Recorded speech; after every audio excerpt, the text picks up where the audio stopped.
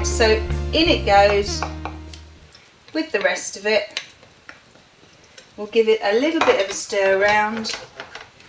We've got a tiny, tiny amount of scum in there, and the way to get rid of that is to put a little blob of margarine in. It's about ½ an ounce. I'm not going to weigh it because I know roughly what ½ an ounce looks like. So stick that in there. If you do find that once you've put this margarine in and there is still a little bit of scum, then you can skim it off. But usually this little bit of margarine will make any of that scum disappear. So we'll mix that in. You cannot pot it up straight away. You need to leave it to set for a little bit to cool down. Otherwise, if you do pot it up into the jars straight away right now, then all the nice chunky bits will all raise to the top and they won't be evenly distributed throughout the marmalade. So I'll leave that for about ½ an hour just so it cools down, and then we'll start jarring it up. Now, whilst that marmalade is cooling for a bit, what you need to get ready now is sterilising your jars. Now, the jars that your marmalade goes in must be sterilised, otherwise after a little while you'll start to get some mould on top, which is not very nice. So there are several ways of sterilising jars. Wash them in hot soapy water, as hot as you can cope with, hot soapy water. Rinse them out if there are any bubbles inside, and then put them on a tray with the lids as well in a very low oven for a little while. I'll put lots of links to about sterilising jars on there as well. I do normally do that, but unfortunately I can't because my oven's not working at the moment.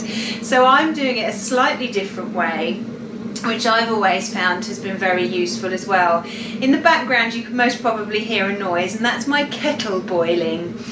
So what I'm going to do to sterilise my jars is I'm going to wash them in hot soapy water, very hot soapy water, rinse out any bubbles that are inside the jars, and then fill them with some boiling water for about 30 minutes, waiting for the marmalade to cool down a bit.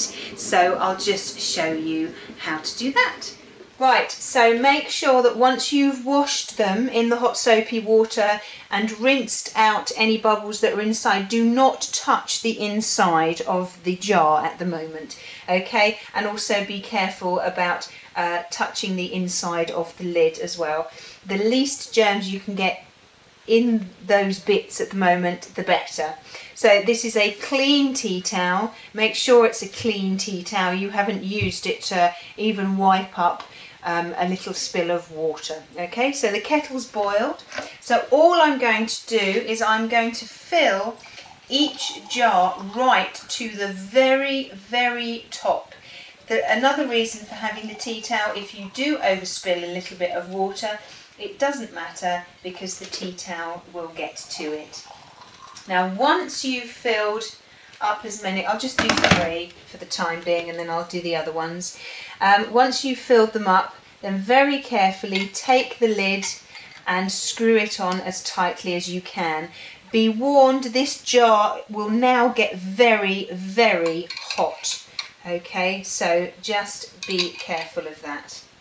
And then once, I'm going to get another clean one out, and once you've done all those jars, once the lid is on nice and firmly, if you need to hold it with another tea towel then do, but just so that the hot water will touch the inside of the jar very, very carefully.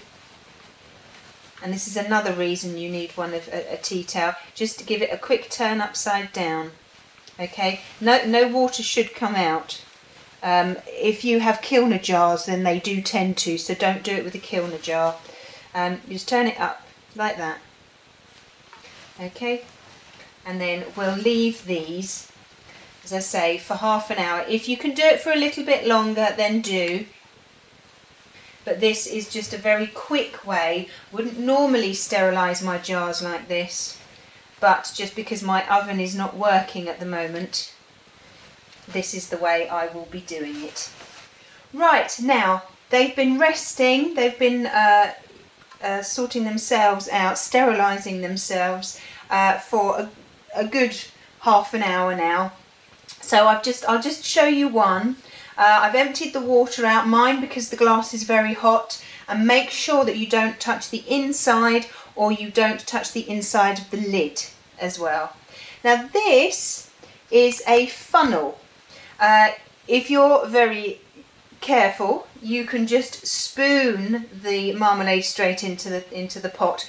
Fortunately, I'm not very careful, and I'm a little bit on the messy side. So you can buy this funnel which goes over the top, and it just helps when you, ooh, ow, they're still hot, when you put the marmalade in. So we'll move this over, and we'll use a nice big spoon, and we'll just take some lovely bits, lovely spoonfuls, and just spoon it in. And because it's cooled a little bit, you can, the rind is nice and evenly distributed all the way through the marmalade. Now you need to fill these right to the very top of the jar. Okay, no stinginess going here. If you find you put too much in like I have, then just spoon some out. Okay, right to the very top. And then before you put the lid on, what you need to put on is one of these. These are little, they're called little wax papers. One side is paper and one side is waxy. And you need to put the wax side onto the marmalade. So you've got to try and figure out which one is which can take a while. I think that's the right way around. Yeah, I think that's the right way around. And just pop it on there nice and gently, like that. You can get small ones, and these are large ones actually. I've run out of all my small ones, so I've excuse me, I'll just be using the large ones. So push it down and then put the lid on, and that is one jar of marmalade, and it's just missing one little thing. Right, so all you need to do now is you just need to write a little label. I've put marmalade, and I've put the year as well that you make it in. So this is 2014.